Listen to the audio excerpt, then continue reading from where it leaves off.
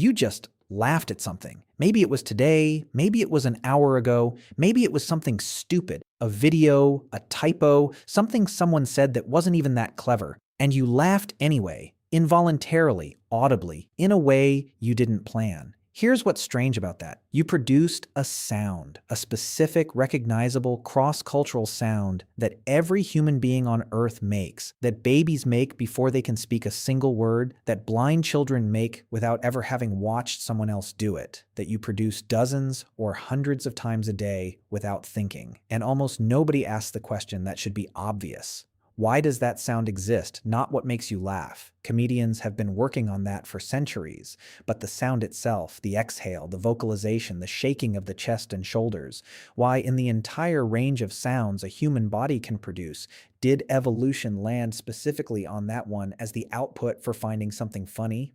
The answer is stranger and older than almost anyone realizes, and it begins not with humor at all, but with something much more physical, much more ancient, and happening in a context where nothing was funny in the least.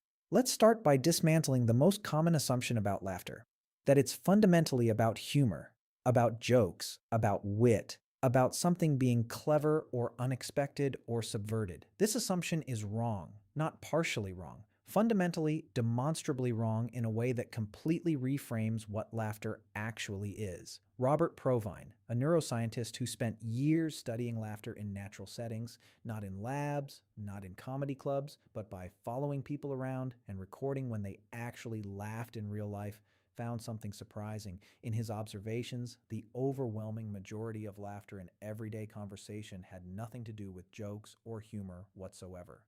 The most common triggers for laughter in natural social settings were things like, I know, and I'll see you later, and can I join you? Statements, acknowledgments, exit lines. People were laughing constantly, at nothing funny, in the middle of ordinary social interaction. Laughter, in normal human social life, functions far more as punctuation than as a response to comedy. This immediately raises a different question. If laughter isn't primarily about humor, what is it actually doing? To answer that, you have to go back about 10 million years to a common ancestor we share with chimpanzees and other great apes, because laughter is not uniquely human, and the version that predates us tells you almost everything you need to know about what it was originally built for. Chimpanzees laugh, gorillas laugh, orangutans laugh, bonobos laugh. They've been recorded laughing in contexts that are recognizable and consistent. During play, during tickling, during physical rough and tumble interaction.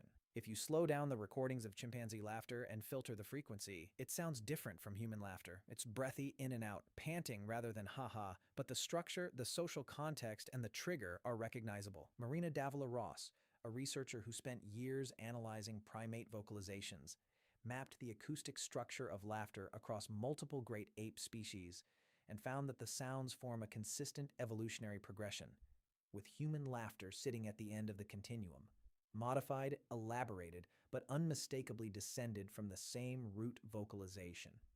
That root vocalization appears to have originated specifically during physical play.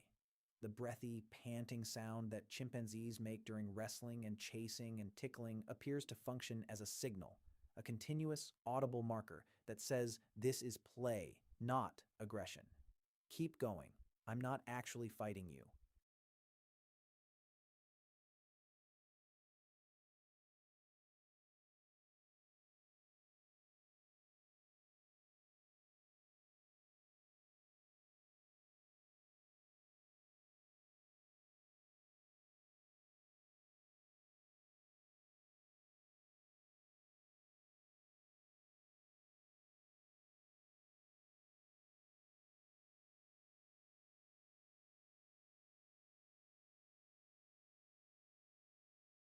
This is safe.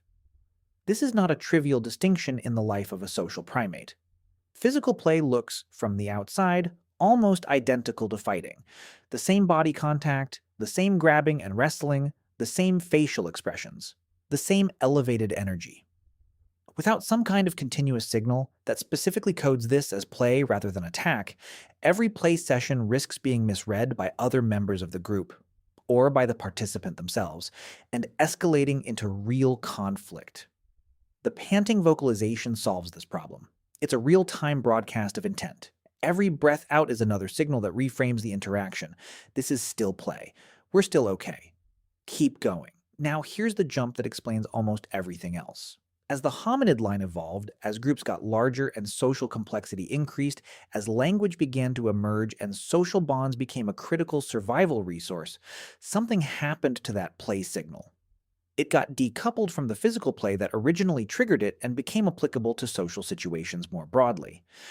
Any situation where you wanted to signal safety, connection, non-aggression, and shared alignment with another person. In other words, laughter started being recruited as a general-purpose social bonding tool, not just during play, during conversation, during group interaction, during any social moment where broadcasting "I'm with you, I'm aligned, I'm not a threat," this moment is good became useful. This is why Robert Proven's observations make sense. "I'll see you later" gets a laugh not because it's funny, but because the laugh functions as a social signal. We're good. This interaction ended well. I'm aligned with you. It's the same mechanism as the chimpanzee panting vocalization, running in a completely different context, attached to language instead of physical play. And this is also why laughter is so contagious. The contagion of laughter isn't an accident, and it isn't just about humor. It's a feature of a social signal system.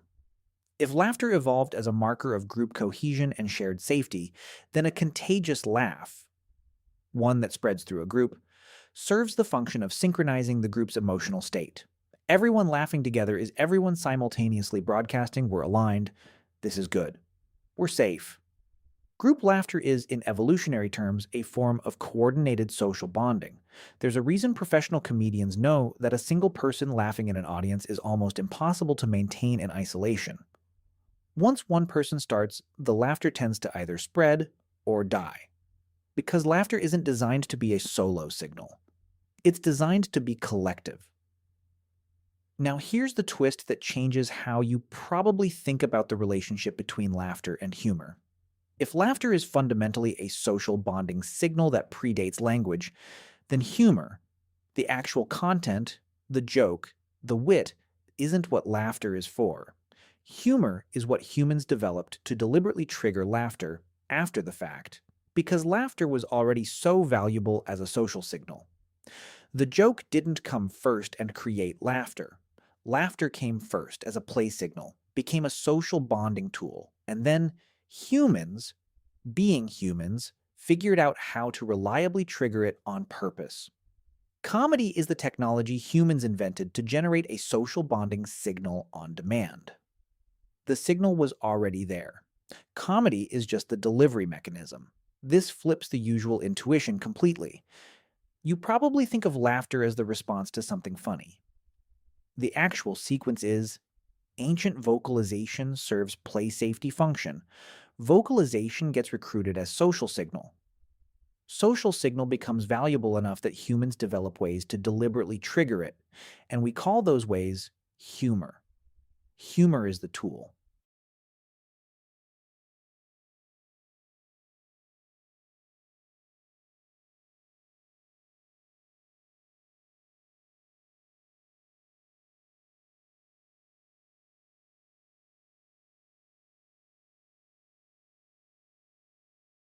Laughter is the original artifact. Now let's talk about the honest exceptions, because this framework doesn't explain everything. There is a genuine, physically separate type of laughter that doesn't fit the social bonding model neatly. Tickling produces laughter in humans and in other primates in a way that can happen even in the absence of social context, even when the person being tickled is alone, even when they strongly don't want to be laughing and cannot stop. This type of laughter, involuntary, physically triggered, somewhat independent of social context, appears to connect directly to the oldest layer of the vocalization, the purely reflexive play signal, before any of the social elaboration got layered on top. It's also worth noting that laughter can signal discomfort, nervousness, and social tension rather than genuine connection, what researchers sometimes call nervous laughter. This appears to be the social bonding signal misfiring or being deliberately deployed to defuse tension rather than express it, which is itself a sophisticated social use of the signal, but a different one than genuine alignment. And then there's pathological laughter. Laughter produced by neurological events like certain seizures, or by specific brain lesions, or by conditions like pseudobulbar affect, where patients laugh involuntarily and uncontrollably at inappropriate times. This tells you something important. The laughter mechanism is physically separable from humor, from social context, and from emotional congruence.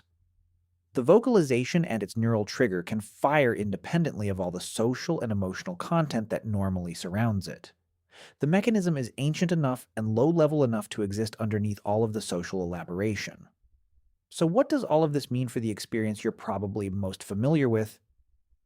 Actually finding something funny genuinely in a way that produces real uncontrolled laughter.